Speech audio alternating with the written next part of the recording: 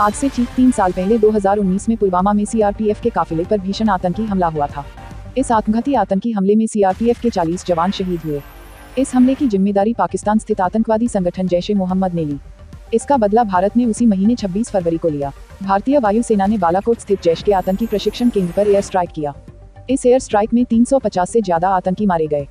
Balakot air strike के बाद भारत का एक अलग रूप दुनिया के सामने नजर आया।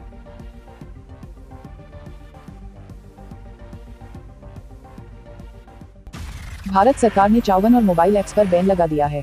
नए प्रतिबंध में चीनी ऐप्स भी शामिल हैं। ये प्रतिबंध भारत की सुरक्षा, संप्रभुता और अखंडता को खतरे का हवाला देते हुए लगाए गए हैं। आईटी कानून की धारा 69A के तहत इन ऐप को प्रतिबंधित किया गया है। प्रतिबंधित ऐप्स की नई सूची में ज्यादातर उन ऐप्स के क्लोन शामिल हैं जो 2020 से भारत में पहले से ही प्रतिबंधित थे।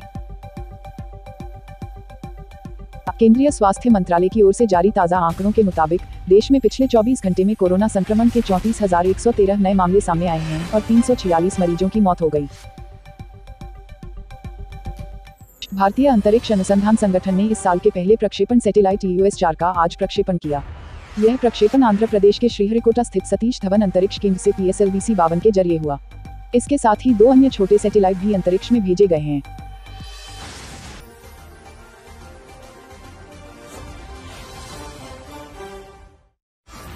केंद्रीय श्रम मंत्री भूपेंद्र यादव ने कहा कि कोरोना की स्थिति अब नियंत्रण में है। ऐसे में कोविड राहत योजना को आगे बढ़ाने की कोई आवश्यकता नहीं है। श्रम मंत्री ने कहा कि ESIC अस्पतालों की ओर से श्रमिकों के स्वास्थ्य की जांच जारी रहेगी। केंद्र सरकार ने भारत बांग्लादेश जलमार्ग परियोजना को बढ़ावा देने के लिए 24 करोड़ से ज्यादा की राशि मंजूर की है। इस परियोजना के तहत दोनों देशों के बीच बहने वाली गोमती नदी में 10 छोटे बंदरगाह बनाए जाएंगे। श्रीलंकाई नौसेना ने 12 भारतीय मछुआरों को गिरफ्तार किया है। इस कार्रवाई में मछली पकड़ने वाली 2 नौकाओं को भी जब्त किया गया है। मछुआरों पर श्रीलंका के जल क्षेत्र में मछली पकड़ने का आरोप है। उत्तर प्रदेश में दूसरे चरण की 55 सीटों और उत्तराखंड एवं गोवा की सभी विधानसभा सीटों के लिए आज मतदान शुरू हुआ। यूपी के सीतापुर में आज सुबह एक दर्दनाक सड़क हादसा हुआ जिसमें मां बेटी सहित 4 लोगों की मौत हो गई। हादसा इतना भीषण था कि मृतकों के शवों को गाड़ी काटकर बाहर निकालना पड़ा।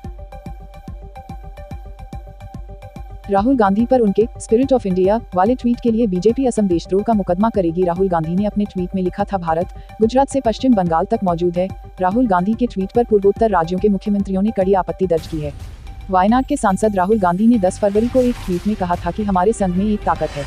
राहुल गांधी ने कहा था, हमारे संघ में ताकत है, हमारी संस्कृतियों का संघ, हमारी विविधता का संघ, हमारी भाषाओं का संघ, हमारे लोगों का संघ, हमारे राज्यों का संघ। ट्वीट में कांग्रेस नेता ने आगे लिखा था, यह संघ गुजरात से पश्चिम बंगाल तक है। लखनऊ में STF ने सरकारी विभागों में नौकरी दिलाने के नाम पर करोड़ों की ठगी करने वाले 2 जालसाजों को दबोचा है। दोनों सेना, एयरपोर्ट अथॉरिटी, नगर निगम, आयुष मंत्रालय सहित कई विभागों में नौकरी का झांसा देकर ठगी करते थे। दोनों जालसाजों को गोमतीनगर विस्तार से पकड़ा गया है। इनके पास 2 दर्जन से अधिक फर्जी नियुक्ति पत्र व अन्य दस्तावेज मिले हैं। अयोध्या श्रीराम जन्मभूमि तीर्थ क्षेत्र ट्रस्ट के महासचिव चंपत राय ने राम मंदिर का नया 3D वीडियो जारी किया है। 6 मिनट 22 सेकंड के वीडियो में बताया गया है कि निर्माण के बाद राम मंदिर के विभिन्न नयनाभिराम एवं भव्य अनुरूपांत किस तरह नजर आएंगे। आज शेयर बाजार खुलते ही भारी गिरावट देखी गई है। सेंसेक्स 1300 अंक से ज्यादा गिरा है। 16 फरवरी और 18 फरवरी को आ रहे 2 नए पश्चिमी विक्षोभ के कारण एक बार फिर अरब सागर व बंगाल की खाड़ी से आने वाली नम हवाएं उत्तर पश्चिम से आ रही बर्फीली हवाओं के साथ मिलकर मौसम को सर्द बना सकती हैं। 20 तारीख तक तापमान में उतार चढ़ाव होने के बाद 21 तारीख से अधिकतम व न्यूनतम तापमान बढ़ना शुरू हो सकता है, जो फरवरी के अंत तक जारी रहेगा। स्पेन में 15 साल के एक बच्चे ने वाईफाई कनेक्शन काटे जाने से गुस्सा होकर अपनी मां, पिता और छोटे भाई की गोली मारकर हत्या कर दी। इतना ही नहीं, वो 3 दिन तक उनके शवों के साथ घर में बंद रहा। नेपाल में सुप्रीम कोर्ट के chief justice Sholendra Shamsher JB Rana के खिलाफ महाभियोग लाया गया। सत्तारूढ़ गठबंधन में शामिल नेपाली कांग्रेस, माओवादी समेत अन्य दलों के 98 सांसदों ने उनके खिलाफ प्रस्ताव संसद सचिवालय में पेश किया। चीफ जस्टिस पर सुप्रीम कोर्ट में न्यायिक माहौल बनाए रखने में विफल रहने और नैतिकता का पालन नहीं करने जैसे कई अन्य आरोप भी लगाए गए हैं।